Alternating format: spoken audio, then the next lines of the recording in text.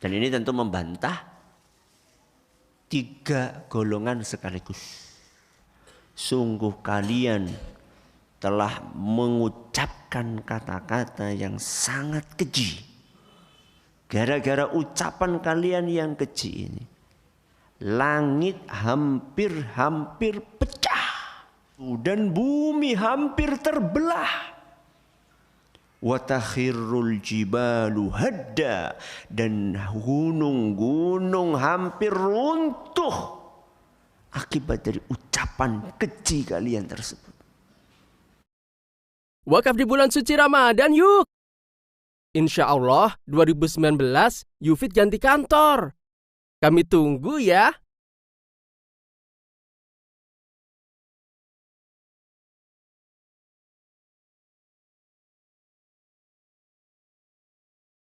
Bismillahirrahmanirrahim.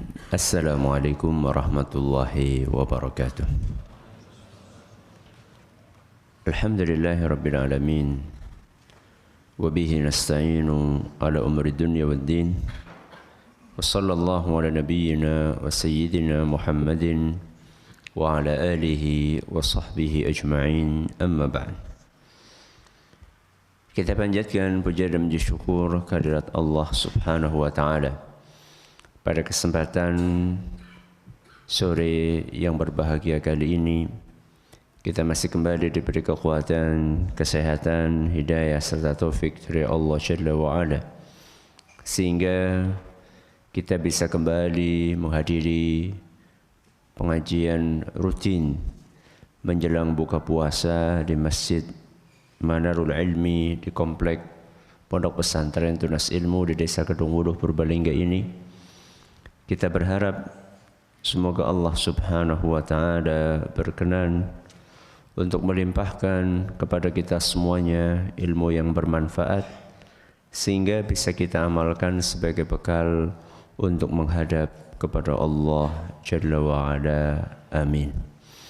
Salawat dan salam semoga senantiasa tercurahkan kepada junjungan kita Nabi besar Muhammad sallallahu alaihi wasallam, kepada keluarganya, sahabatnya, dan umatnya yang setia mengikuti tuntunannya hingga di akhir nanti.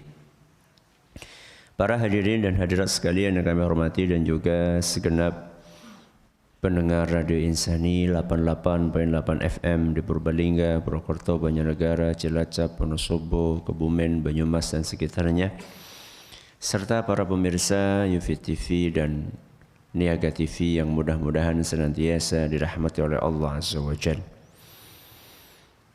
Al-Quran itu adalah sebuah kitab suci yang memiliki kandungan.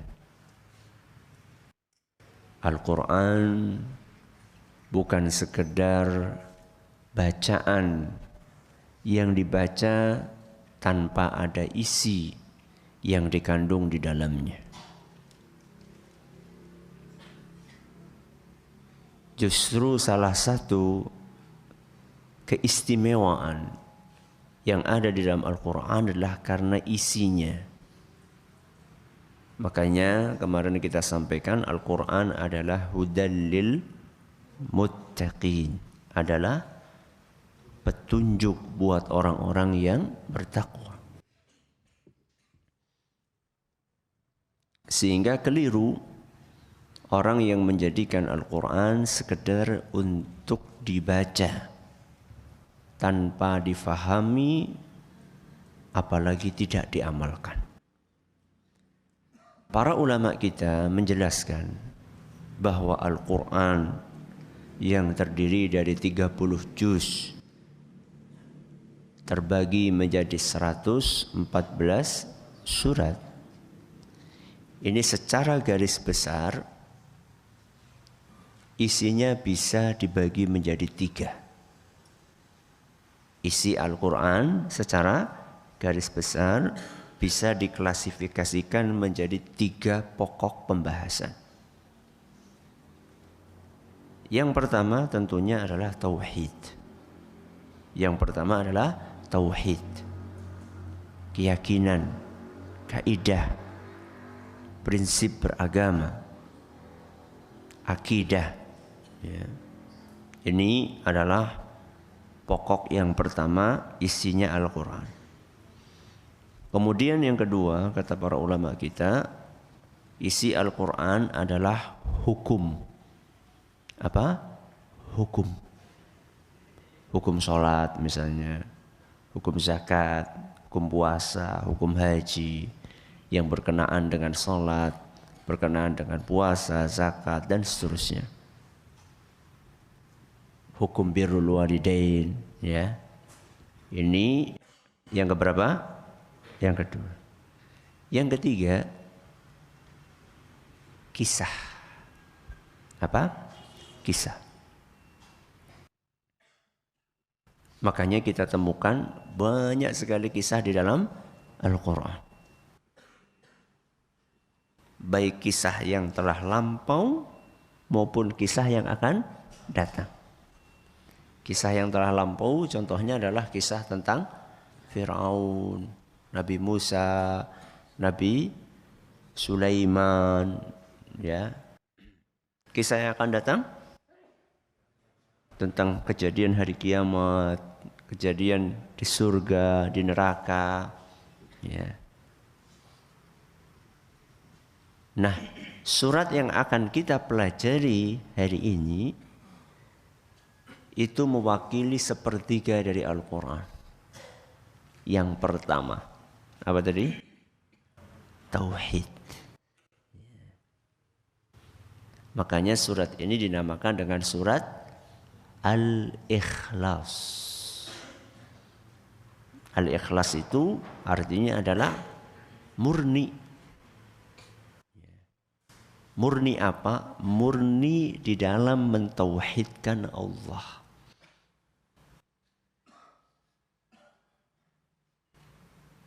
Jangan heran seandainya Nabi SAW menamakan surat Al-Ikhlas ini sebagai thuluthul Quran. Apa thuluthul Quran? Sepertiganya Al-Quran. Beliau pernah bersabda dalam sebuah hadis yang diriwayatkan oleh Imam Muslim, aya'jizu ahadukum an yaqra'a fi lailatin thuluthal Quran? Apakah kalian tidak mampu setiap malam membaca sepertiga Al-Quran? Ini cara Nabi SAW untuk memotivasi para sahabatnya dengan metode tanya jawab. Apakah kalian tidak mampu setiap malam baca sepertiga Al-Quran? Berarti berapa juz? 10 juz semalam, ya. Banyak di antara kita semalam sejuz saja enggak, apalagi 10 juz. Qalu, para sahabat bertanya, wa kaifa yaqra'u thulutsal Qur'an? Bagaimana caranya wahai Rasul? Bagaimana mungkin dalam semalam kita membaca sepertiga Al-Quran? Qala, beliau menjawab, qul huwallahu ahadun ta'dilu thulutsal Qur'an. Beliau melanjutkan, qul huwallahu ahad, yaitu surat Al-Ikhlas itu sepadan dengan sepertiga Al-Quran. Seakan-akan Nabi SAW ingin menjelaskan kalau orang baca surat Al-Ikhlas ya seperti baca sepertiga Al-Quran. Apa maksudnya? Berarti nggak perlu kita di bulan Ramadan ini capek-capek menghatamkan Al-Quran. Apa itu seperti itu maksudnya? Bukan. Penafsirannya yang tadi sudah saya sampaikan. Apa? Kandungannya surat Al-Ikhlas itu sepadan dengan sepertiganya isi kandungan Al-Quran, yaitu masalah tauhid. Kemudian penafsiran ulama yang lain, memang betul-betul orang yang membaca surat Al-Ikhlas itu seperti orang yang membaca 10 juz, alias pahalanya sama.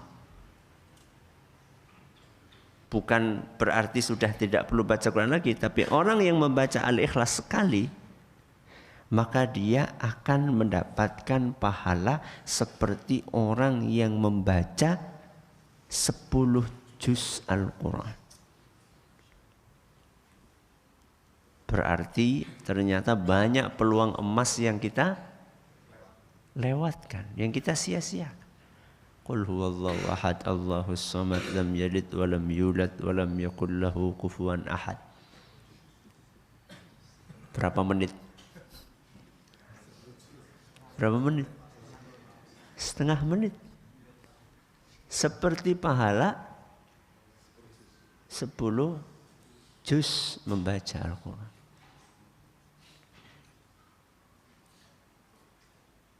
Berarti kalau 3 kali seperti pahala 30 juz.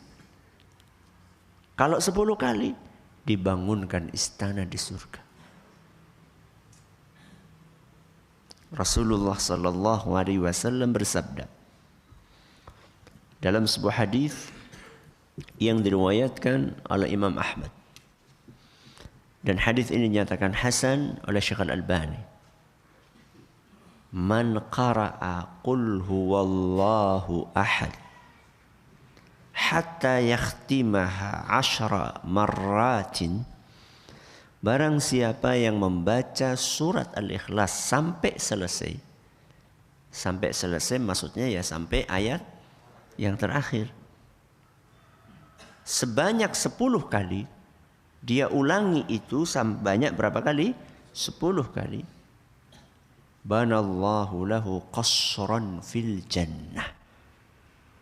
Allah akan bangunkan untuknya istana di surga. Bukan gubuk. Bukan apa?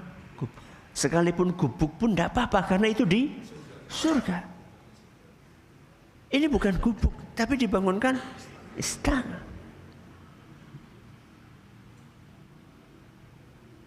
Umar bin Khattab radhiyallahu anhu yang mendengar sabda Nabi SAW tadi, maka langsung dia berkomentar, "Idzan astaghfiru ya Rasulullah." Kalau gitu wahai Rasul, saya akan banyak-banyak baca Al-Ikhlas supaya punya banyak istana. Apa jawaban dari Nabi SAW? Allahu aktsaru wa atyab. Sebanyak apapun engkau membaca surat Al-Ikhlas ini, Allah lebih banyak karunia dan lebih baik karunianya. Jadi enggak perlu merasa nek kakean kepriwe. Apa ora bingung kok. Ya. Dan jangan terlalu pede. Oh kakean sih kepriwe, apa ora mubah ya. Ya.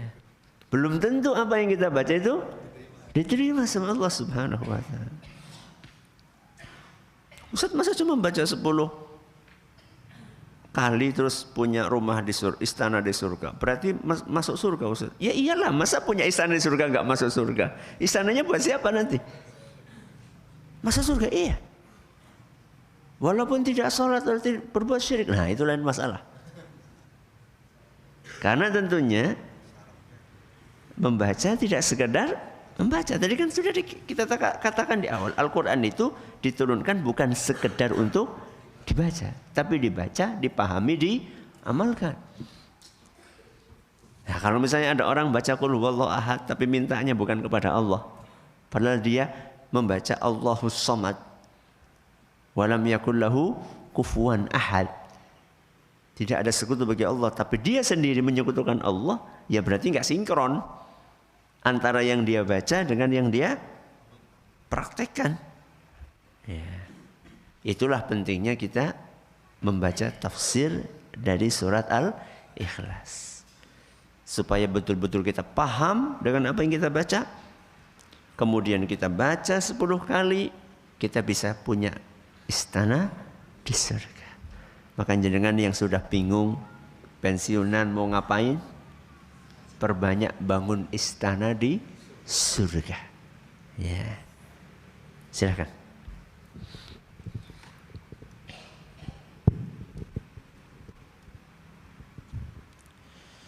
أعوذ بالله من الشيطان الرجيم بسم الله الرحمن الرحيم قل هو الله أحد الله الصمد لم يلد ولم يولد ولم يكن له كفوا أحد. Ayat yang pertama bunyinya Qul huwallahu ahad. Apa artinya qul? Katakan. Siapa yang disuruh? Nabi kita aslinya yang disuruh adalah Nabi kita Muhammad sallallahu alaihi wasallam. Banyak ayat-ayat, surat-surat yang awalnya adalah qul. Fungsinya apa? Ada qul ini, fungsinya adalah untuk menarik perhatian. Sehingga ketika orang mendengarkan selanjutnya, perhatiannya sudah fokus. Makanya kalau dengar firman Allah itu ada qul, langsung pusatkan apa? Perhatian pikiran. Karena apa yang akan disampaikan pasti sesuatu yang penting. Gimana tidak penting? Rasul SAW disuruh sama Allah untuk menyampaikan apa yang perlu disampaikan kepada umatnya. Berarti ini penting. Ya. Kemudian terkhusus dengan surat Al-Ikhlas ini, Nabi SAW disuruh oleh Allah untuk mengawalinya dengan qul, katakanlah. Karena Nabi SAW menghadapi sebuah pertanyaan yang diajukan oleh kaum musyrikin kepada Nabi kita Muhammad sallallahu alaihi wasallam. Apa pertanyaannya? Annal musyrikina qalu lin Nabi sallallahu alaihi wasallam. Pada suatu hari kaum musyrikin bertanya kepada Nabi kita Muhammad sallallahu alaihi wasallam. Apa isi pertanyaannya? Ya Muhammad, Muhammad, unsub lana rabbak. Muhammad, kasih tahu kepada kami nasab Rabbmu. Nasab, paham nasab? Paham apa orang? Apa nasab? Bin ramane sapa, biunge sapa, gue nasab jenengane. Ini apa enggak kebangetan pertanyaan kaum musyrikin ini? Jadi Tuhanmu itu bapaknya siapa, anaknya siapa, mbae siapa, buyute siapa, udek-udek siwure siapa? Keterlaluan kaum musyrikin. Nabi SAW menghadapi pertanyaan itu, kemudian Nabi diajarin sama Allah, qul Muhammad, katakan, alias jawab pertanyaannya. Bagaimana menjawabnya? Huwallahu ahad, Allahus samad, lam yalid wa lam yulad wa lam yakul lahu kufuwan ahad. Hadis riwayat Ahmad dan sanadnya dinyatakan sahih oleh Imam Al-Hakim dan Imam Adz-Dzahabi. Itu fungsinya qul di sini. Karena Nabi SAW menghadapi pertanyaan dari kaum musyrikin. Qul huwallahu ahad. Huwa, dia. Dia yang dimaksud di sini siapa? Allah. Dialah Allah ahad. Ahad maha esa. Esa itu artinya apa? Satu, tunggal. Dan para ulama tafsir menafsirkan di sini maksudnya Allah satu-satunya yang tunggal. Artinya tidak ada selain Allah yang esa. Yang maha tunggal itu cuma siapa? Cuma Allah. Tunggal apanya? Allah subhanahu wa ta'ala esa apanya? Allah subhanahu wa ta'ala esa di dalam segala sesuatunya. Apa? Allah esa di dalam segala sesuatunya. Contoh, Allah esa di dalam zatnya. Apa? Esa di dalam zatnya. Saya akan kasih 4 contoh keesaan Allah. Satu, Allah esa dalam apa tadi? Zatnya. Yang kedua, Allah esa dalam hak untuk disembah. Apa? Dalam hak untuk disembah. Ketiga, Allah esa sebagai Rabb. Sebagai Rabb. Nanti kita akan jelaskan, ingatkan kembali arti dari kata Rabb. Kemudian yang keempat, Allah esa dalam nama-nama dan sifat-sifatnya. Coba diulangi, yang pertama apa? Esa dalam zatnya. Yang kedua, esa dalam hak untuk disembah. Tiga, Allah esa sebagai Rabb. Yang keempat, Allah esa dalam nama dan sifatnya. Yang pertama, Allah esa dalam zatnya. Alias Allah itu ya zatnya cuma satu. Dan ini membantah keyakinan-keyakinan lain yang meyakini bahwa Tuhan itu lebih dari satu.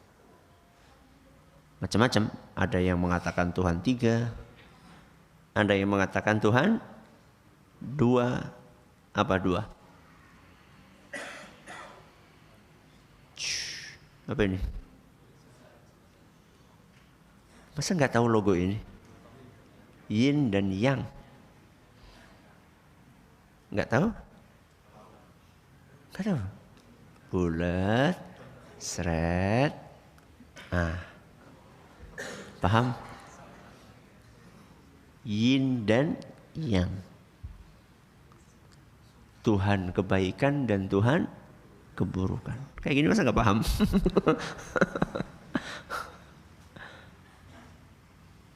Itu meyakini berapa Tuhan? 2. Jadi ada yang meyakini 2 Tuhan, ada yang meyakini 3 Tuhan, dan ada yang meyakini bertuhan-tuhan. Saking apanya? Saking banyak. Semuanya terbantahkan dengan Qul huwallahu ahad. Alhamdulillah Tuhan kita cuma satu. Untung atau tidak? Kalau Tuhannya satu, untung atau lebih untung Tuhannya banyak? Satu. Kenapa? Fokus. Fokus, nggak repot.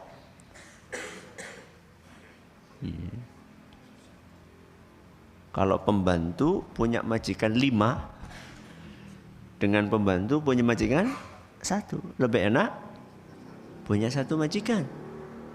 Kenapa? Karena fokus. Gak repot dia, disuruh ini. Belum selesai pekerjaan majikan pertama sudah datang majikan kedua. Belum selesai majikan kedua sudah datang majikan ketiga, dan seterusnya. Ya tapi kan gajinya tambah akeh. Gajinya tambah akeh. Iya pada nengkene ora diwehi, nengkene ora diwehi. Nengkene telat sebulan, nengkono 2 bulan, nengkene 3 bulan. Ya. Dimarahi ini. Ya. Maka punya satu Tuhan itu menyenangkan karena fokus. Itu yang pertama. Yang kedua, esa dalam hak untuk disembah. Ya. Dan inilah inti dari Al-Quran. Iyyaka na'budu wa iyyaka nasta'in. Iyyaka, hanya kepadamu kami beribadah. Hanya kepadamu kami menyembah. Kalau sudah hanya, berarti yang disembah cuma 1. Kalau yang disembah 2, itu namanya bukan hanya. Walaupun ngomongnya hanya 2. Nanti yang lain mengatakan hanya 3. Nanti yang lain hanya 10 nanti. Ya. Jadi konsep mendua dalam beribadah. Apa? Mendua dalam beribadah, mendua dalam menyembah, itu enggak ada dalam Islam. Yang ada mendua dalam beristri, itu ada. Ya. mendua, mentiga, mengempat. Tapi mendua dalam beribadah, kok punya Tuhan yang disembah dua, itu dalam agama kita tidak diterima konsep tersebut. Yang lebih aneh lagi, orang minta-minta di kuburan kepada jasad yang ada dalam kuburan sambil baca surat Al-Ikhlas. Itu aneh bin ajaib.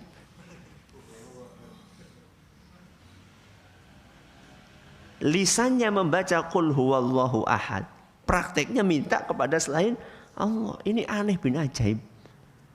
Imam Asy-Syaukani terheran-heran melihat praktek orang seperti itu. Kata beliau, aneh. Gimana dia di kuburan minta-minta kepada ahli kubur, kemudian dia membaca setiap harinya surat Al-Ikhlas. Terus surat Al-Ikhlasnya buat apa? Dan jangan difahami bahwa kita melarang ziarah kubur, bukan. Ziarah kubur sunnah. Akan tetapi di sana kita mendoakan. Allahumma gfir lahu warhamhu wa'afihi. Bukan kita minta kepada dia. Ya. Yang kita kritisi di sini orang yang ke kuburan minta-minta kepada ahli kubur. Kalau mendoakan itu berpahala besar. Yang ketiga, apa tadi? Esa sebagai Rabb. Nah, coba masih ingat apa Rabb? Pencipta, penguasa, pemilik, pengatur. Jadi Allah Esa dalam semua ini. Maksudnya kalau kita katakan Allah Esa sebagai pencipta, maksudnya Allah satu-satunya pencipta. Coba dianalogikan. Kalau kita katakan Allah Maha Esa sebagai pengatur, berarti Allah satu-satunya yang mengatur alam semesta. Kalau kita katakan Allah Maha Esa dalam pemilik, maka Allah satu-satunya pemilik mutlak alam semesta. Begitu seterusnya. Ya. Maka kalau ada orang yang meyakini ada pengatur lain yang mengatur alam semesta ini selain Allah, berarti dia telah menodai keesaan Allah Subhanahu wa taala. Ya seperti itu. Oh, kalau pantai sana yang menguasai ya Nyi Roro Kidul. Kalau pantai sini yang menguasai ya Nyi siapa lagi? Itu berarti sudah menodai keesaan Allah sebagai Rabb. Karena orang yang beriman, dia harus meyakini bahwa Allah satu-satunya pencipta, pengatur, pemilik, penguasa alam jagat raya ini. Penguasa mutlak alam jagat raya ini. Ini yang keberapa? Ini yang ketiga. Yang keempat, Allah Esa dalam nama-nama dan sifat-sifat. Kita semua tahu bahwa Allah itu punya Asmaul Husna. Contohnya adalah Al-Hayyu. Apa Al-Hayyu? Yang maha hidup. Contoh yang lain As-Sami'u. Apa As-Sami'u? Yang maha mendengar. Al-Basiru, yang maha melihat. Meyakini keesaan Allah di dalam nama-nama tadi. Saya kasih contoh berapa nama tadi? Sebutkan, ulangi. Al-Hayyu, As-Sami'u, Al-Basir. Keyakinan kita bahwa Allah Maha Esa dalam nama-nama tadi dan yang lainnya artinya bahwa Allah satu-satunya yang sempurna dalam kehidupan, mendengar dan melihat. Saya ulangi. Meyakini Allah Maha Esa dalam nama-nama dan sifat-sifatnya, artinya kita meyakini bahwa satu-satunya yang sempurna dalam kehidupan, Al-Hayyu. Di dalam pendengaran, As-Sami'u. Di dalam penglihatan, Basiru. Satu-satunya yang memiliki kesempurnaan di dalam nama-nama dan sifat-sifat itu adalah Allah. Saya sedikit jabarkan supaya lebih paham. Al-Hayyu artinya maha hidup. Saya tanya, saya dan jenengan hidup? Hidup. Terus bedanya apa? Bedanya kita, saya dan Anda hidup. Allah maha hidup. Apa bedanya antara hidup dengan maha hidup? Kalau hidup itu ada awalnya, ada akhirnya. Kalau maha hidup tidak ada awalnya, tidak ada akhirnya. Apa maksudnya tidak ada awalnya, tidak ada akhirnya? Hidup terus. Kalau kita hidup sekedar hidup, berarti ada awalnya, ada akhirnya. Saya misalnya awalnya tanggal 1 Juli 1980. Sebelum itu belum ada di muka bumi ini. Baru ada di muka bumi per 1 Juli 1980. Akhirnya kapan? Wallahu alam. Bisa nanti, bisa besok, bisa tahun depan, bisa 10 tahun lagi, nggak tahu.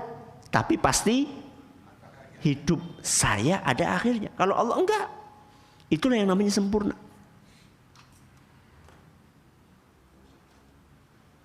Berikutnya As-Sami', maha mendengar. Kalau saya dan Anda mendengar. Bedanya kalau maha mendengar berarti sempurna pendengarannya. Tidak terhalang oleh jarak ataupun volume. Kalau kita, pendengaran kita terhalangi jarak dan volume. Yang rumahnya misalnya di Purbalingga, dengar gak omongan istrinya di rumah? Tidak. Entah dia lagi ngomongin jenengan yang baik atau yang buruk, gak tahu. Tapi Allah subhanahu wa ta'ala dari atas arsy-Nya, Allah mendengar bisik-bisik kita. Padahal istri kita di rumah teriak-teriak. Karena faktor apa tadi? Jarak. Kita nggak bisa. Makanya Allah sempurna dalam nama dan sifat. Al-Basir. Apa tadi? Maha melihat. Kalau kita cuma melihat saja. Penglihatan kita terbatas. Bahkan yang dekat di samping kita, kita nggak lihat. Cuma gara-gara terbatasnya apa? Kain. Ya. Gak usah saya katakan coba lihat yang ada di gunung. Selamat, gak usah jauh-jauh. Ini samping ini. Anda bisa tahu apa yang ada di dalam? Gak tahu. Cuma karena apa? Terhalang kain saja. Sedangkan Allah subhanahu wa ta'ala dari atas arsy-Nya Allah bisa melihat semut kecil hitam yang berjalan di atas batu hitam di dalam kegelapan malam. Itulah sempurna dalam nama-nama dan sifat-sifat. Ayat Qul huwallahu ahad itu mencakup semua yang kita sebutkan tadi dan yang lainnya yang belum kita sebutkan tentang keesaan Allah. Makanya satu ayat ini dahsyat. Hanya Qul huwallahu ahad. Ayat yang kedua. Apa bunyinya? Allahus Samad. As-Samad itu adalah salah satu dari nama Allah. Salah satu dari Asmaul Husna. Ada 26 penafsiran. Berapa? 26 penafsiran. Yang dibawakan oleh para ulama untuk menafsirkan arti dari As-Samad. Tapi alhamdulillah 26 penafsiran itu sebenarnya mirip. Cuman beda cara mengungkapkan saja. Sebagian ulama menyimpulkan dari 26 tadi dengan ungkapan dialah Allah yang maha sempurna dalam sifatnya dan yang dibutuhkan oleh seluruh makhluknya. Coba diulangi, as-samad artinya apa? Dialah Allah yang maha sempurna dalam sifatnya dan yang dibutuhkan oleh seluruh makhluk. Perhatikan. Karena Allah sempurna, maka semua makhluk butuh sama dia. Di antara bukti kesempurnaan Allah, semua makhluk mau tidak mau, disadari atau tidak disadari, semuanya membutuhkan Allah. Semua makhluk ya. Berarti masuk di dalamnya siapa? Yang beriman maupun yang tidak beriman. Yang Islam maupun yang tidak Islam. Yang mukmin maupun yang kafir. Semuanya butuh sama Allah. Ngaku atau tidak? Ngaku. Karena itu fitrah. Karena itu bawaan kita sejak lahir. Allah tanamkan di dalam jiwa manusia sejak dia lahir bahwa dia butuh sama Allah. Sekalipun dia seorang musyrik. Pernah suatu hari Nabi SAW tanya kepada seorang musyrik saat itu yang bernama Husain. Siapa namanya? Husain. Dalam hadis yang diriwayatkan oleh Imam At-Tirmidzi, dan hadis ini dinyatakan sahih atau hasan oleh guru kami Syekh Abdul Muhsin Al-Abbad hafizahullah taala. Ya Husain. Sain kalau bahasa kita. Husain, kam ta'budul yauma ilaha? Hari ini kamu nyembah berapa Tuhan? Pertanyaan siapa? Rasul SAW kepada seorang musyrik saat itu yang bernama Husain. Hari ini kamu nyembah berapa Tuhan? Qala, dia menjawab sab'atan. Berapa sab'ah? 7. Hari ini nggak tahu hari apa itu, Senin apa Kamis orang itu. Hari ini yang saya sembah ada 7. Kemudian Husain menceritakan 7 itu siapa? Sittatan fil ardi wa wahidan fis sama. Dari 7 itu 6 Tuhan saya ada di muka bumi. Berarti tinggal berapa? 1. Yang 1 di langit. Yang 1 di langit. Kira-kira yang di langit siapa? Siapa lagi kalau bukan Allah? Loh, jadi musyrik nyembah Allah. Musyrik nyembah Allah. Musyrik nyembah Allah. Kok bingung? Lah iya tadi. Nyembah Allah tapi selain Allah nyembah selainnya. Dia nyembah Allah dan yang lain-lainnya. Makanya namanya musyrik. Ya. Musyrik itu yang mensekutukan Allah. Berarti dia meyakini Allah punya sekutu. Berarti dia nyembah Allah. Iya, nyembah Allah. Ya. Makanya kaum musyrikin juga haji.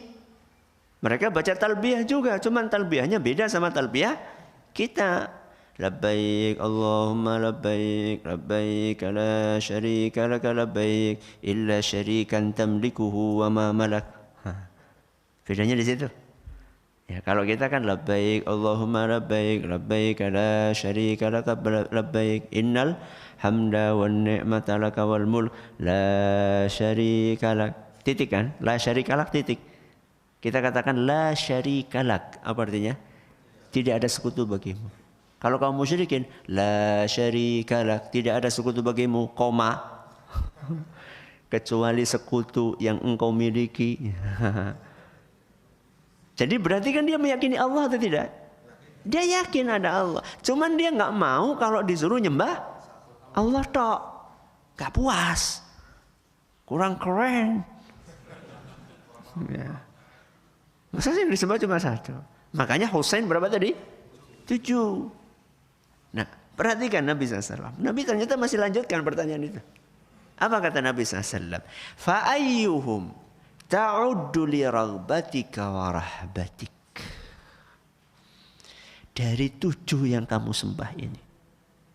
Bagaimana tadi rinciannya 7? 6 di bumi, 1 di langit. Dari 7 yang kamu sembah ini. Kalau kamu lagi butuh, kalau kamu lagi susah, kalau kamu lagi kepepet, yang kamu cari yang mana? Dari apa? 7 ini. Kepepet banget ini. Yang kamu kejar, yang kamu tuju yang mana? Dia katakan alladzi fis sama. Kalau aku lagi kepepet ya, yang aku cari yang di langit. Kata. Ini seorang apa? Musyrik. Musyrik pun tidak bisa melepaskan ketergantungannya kepada Allah. Makanya tadi as-samad apa tadi? Yang maha sempurna dalam sifatnya dan yang dibutuhkan oleh seluruh makhluknya. Bukan cuma orang Islam saja. Bohong.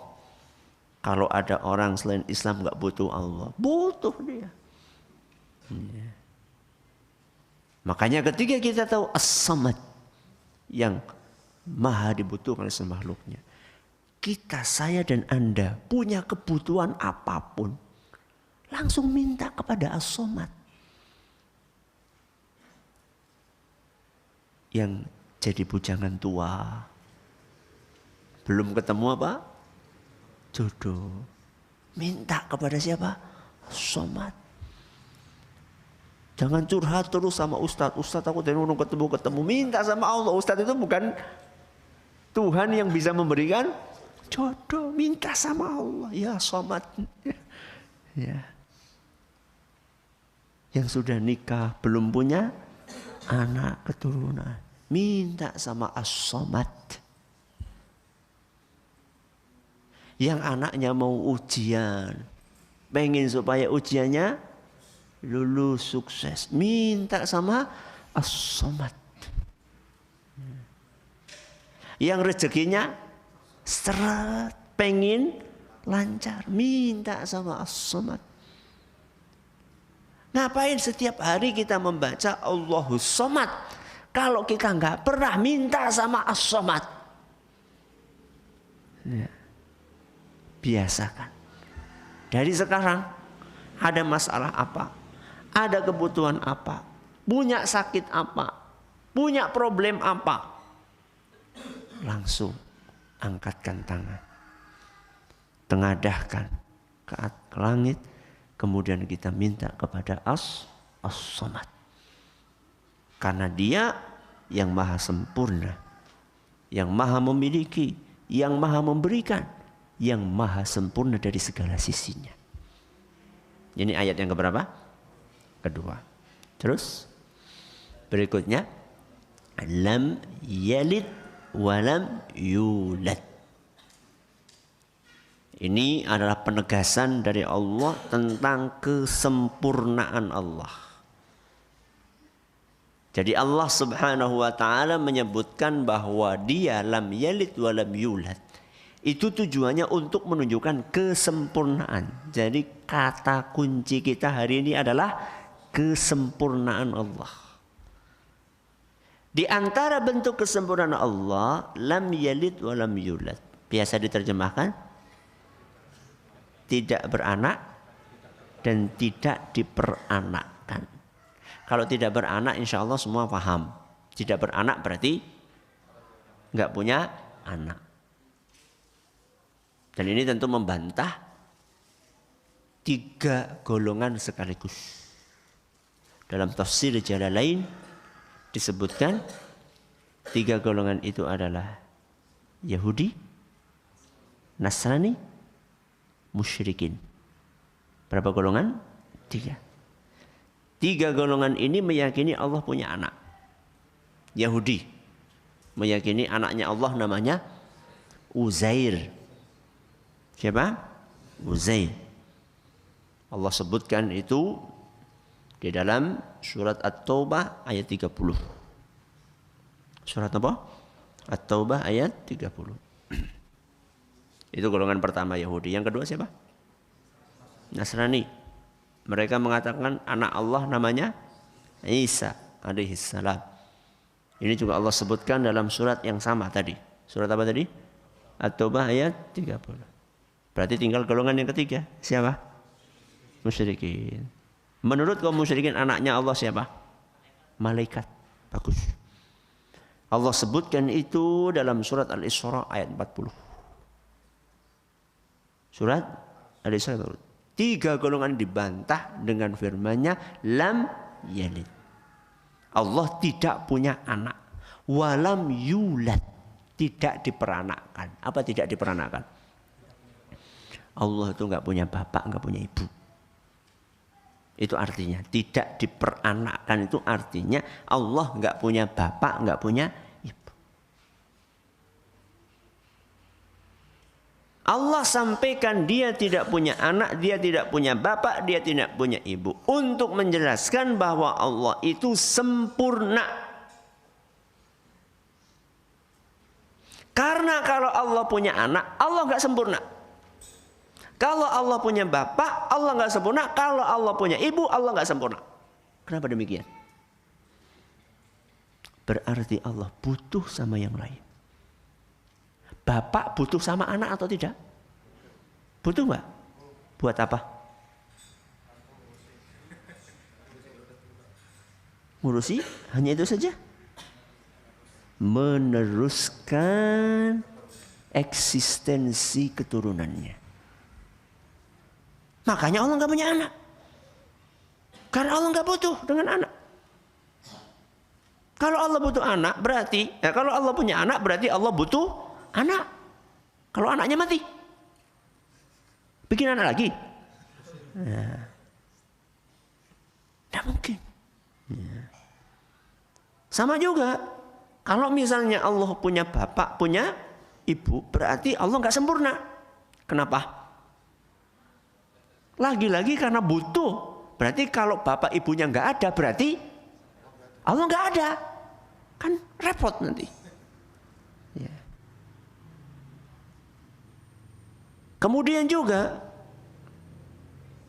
kalau Allah punya bapak, punya ibu, berarti Allah bukan yang pertama.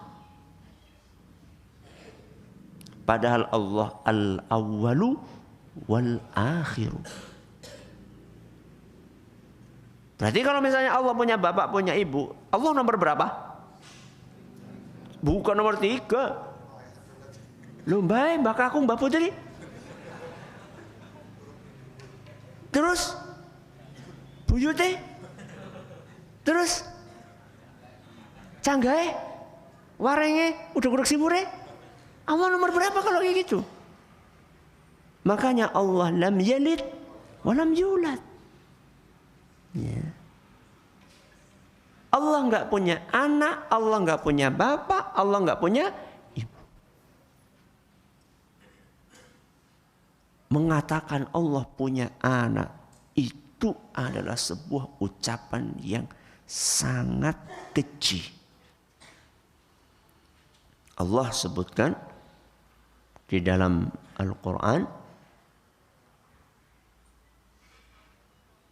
tentang efek ucapan yang keji tersebut. Dalam surat Maryam ayat 88 sampai 92. Surat apa? Maryam 88 sampai 92. Wa qalu ittakhadhar rahmanu walada.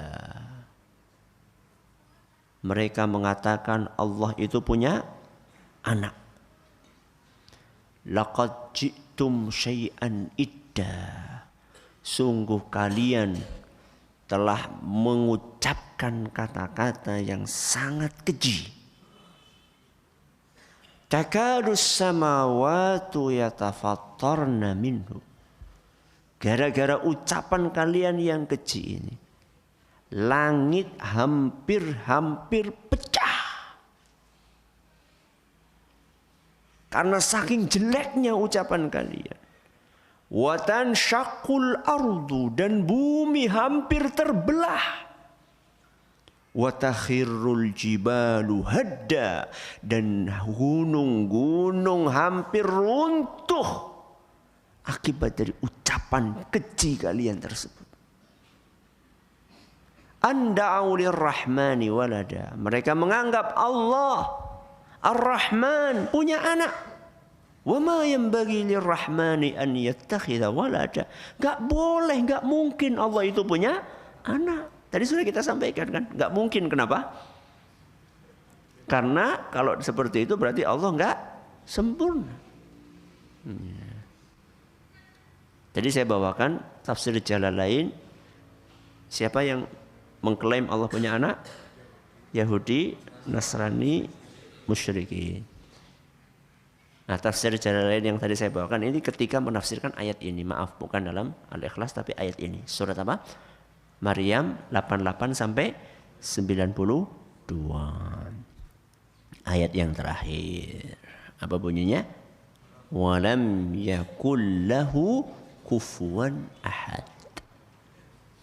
Apa artinya? Allah tidak ada sesuatu pun yang sepadan dengan dia. Kufuwan itu sepadan, setara. Jadi ahad sesuatu, satu pun. Tidak ada satu pun yang setara dengan Allah. Ayat terakhir ini merupakan rangkuman. Ya, ringkasan dari ayat pertama sampai ayat yang ketiga dirangkum bahwa Allah ini enggak ada yang sepadan dengannya. Entah zatnya, entah sifatnya, entah namanya, entah perbuatannya, gak ada. Berarti kalau ada orang menyembah Allah, selain Allah, berarti dia telah menyamakan sesembahan itu dengan Allah. Itu konsekuensinya. Diakui atau tidak? Kalau ada orang menyembah batu, berarti dia konsekuensinya menyamakan Allah dengan batu. Kalau ada orang menyembah pohon beringin, berarti konsekuensinya dia menyamakan pohon beringin dengan Allah. Itu konsekuensi. Ya.